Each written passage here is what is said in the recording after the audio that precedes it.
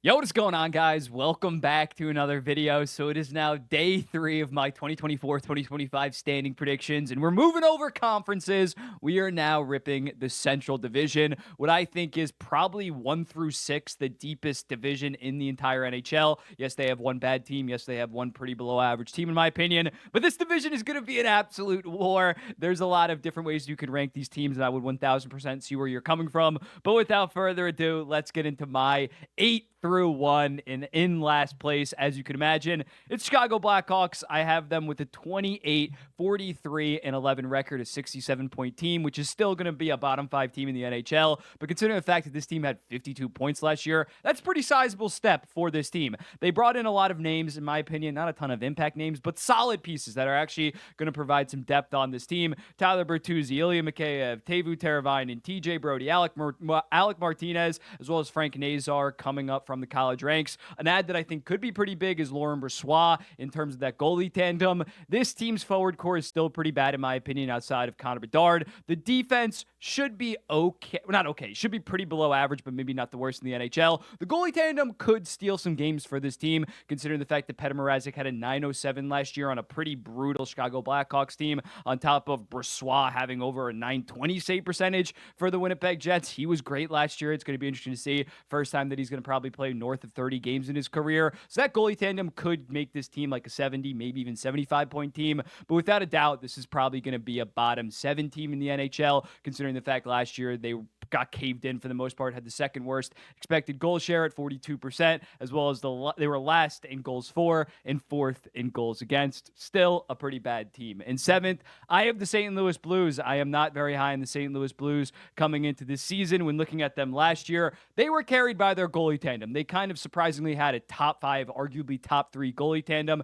in the entire NHL, with Jordan Binghamton and Joel Hofer both having a 913. Analytically, they were great across the board. So when looking at that, that covered up for a pretty below average team, and especially a pretty goddamn bad defense core in terms of the analytics. They were 27th in the entire NHL in expected goals percentage, but despite that, they finished 17th, or was it even 16th? Were they ahead of the Washington Capitals? I don't know. They were like perfectly in the middle in terms of points, missed out on the playoffs just because the West was harder to get into than the Eastern Conference. They have below average special teams units. You look at the defense core, past Parayko and Justin Falk, and even that is your top 2 defensemen. It's pretty bad. Outside of that, it's pretty goddamn bad. On top of that left side, it's Nick Leddy, Scott Perunovich, Philip Broberg.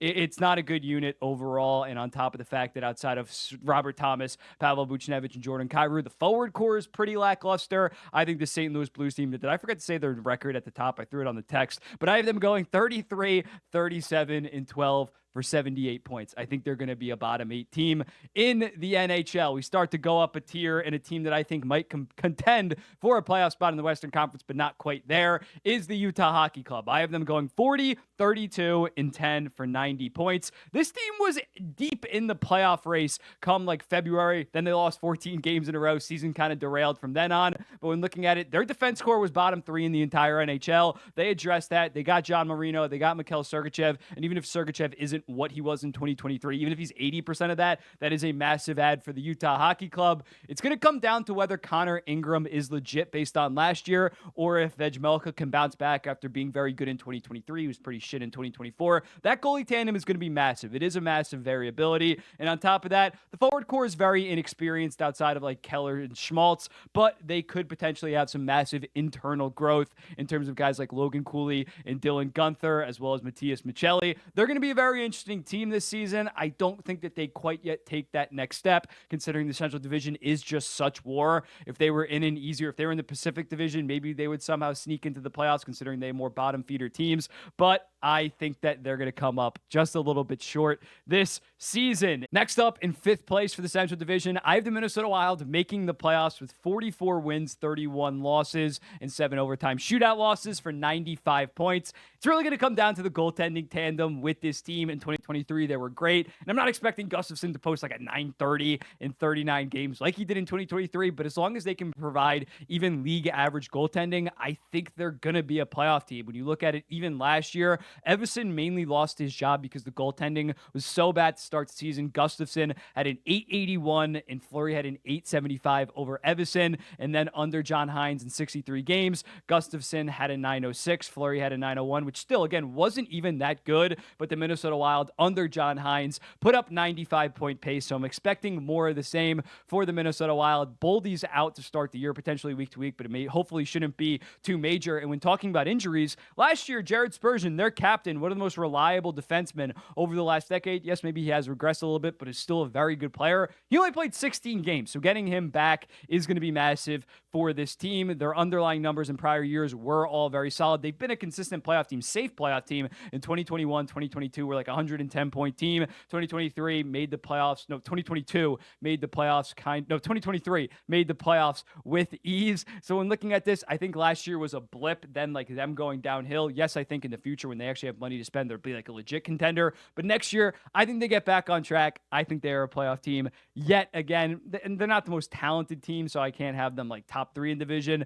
but I do think they get back on track and make the playoffs. In 4th in the Central Division, I have the Winnipeg Jets. I think they're a pretty average group in terms of their forwards and defense core. Defense core kind of falls off a decent amount after Josh Morrissey. Forward core outside of Kyle Connor, no real star power, but they do have some depth. It's really just a Connor Hellebuck show. As long as he's a top 5 goalie next season in the regular season, this team probably should make the playoffs pretty safely. It's just going to come down to him. He's going to have to play 60 to 65 games. He's going to have to post at least a .914 save percentage. And if that happens, Winnipeg Jets are going to be a playoff team. There's really not much to say about this team. They're really a team. Last year, their goalie tandem was fantastic. Not sure how the new backup's going to do. It's either going to be Kakkonen or Comrie compared to Brossoit, who we talked about prior, was amazing. So maybe they'll dip a little bit there. But as long as Connor Hellebuck's a good starting goalie, they're going to make the playoffs. They're going to make the playoffs. It's pretty simple as that. Next up, finishing 3rd in the Central Division, I have the Colorado Avalanche, 46, 27, and 9 for 101 points.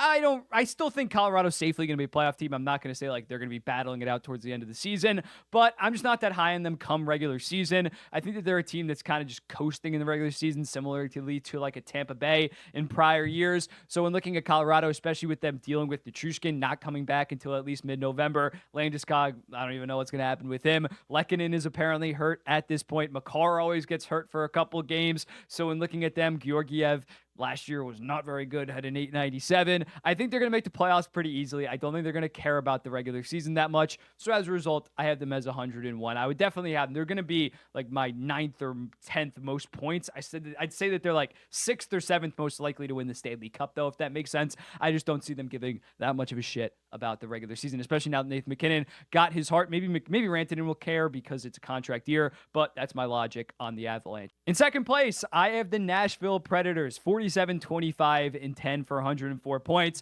And although they did need that, 18-game point streak to get into the playoffs, they had pretty strong underlying numbers even before that streak and finished 8th in expected goals percentage at 52.2% and finished with 99 points. So when looking at it, after adding Stamkos and Marchessault and swapping Brady Shea and Ryan McDonough, although I don't love the term on some of those contracts, objectively, this is a better team heading into next season. Andrew Brunette is one of the best coaches in the NHL, and especially they were a 99-point team with very good underlying numbers. But the one thing that had been the most consistent with this entire team had been UC Saros the prior 3 years, having a 927, 918, 919. He only had a 906 last year, and even the underlying numbers, he had -3 goals saved above expected. So if UC Saros even bounces back to a 915, let's say Stamkos is only 35 and 35, let's say Marchessault is only 35 and or 30 and 25 or 35 and 25, this team is going to have a lot of offensive firepower. I think the defense score after their top 2 is a little bit weak, but again, UC Saros is a top 6 goalie in the NHL.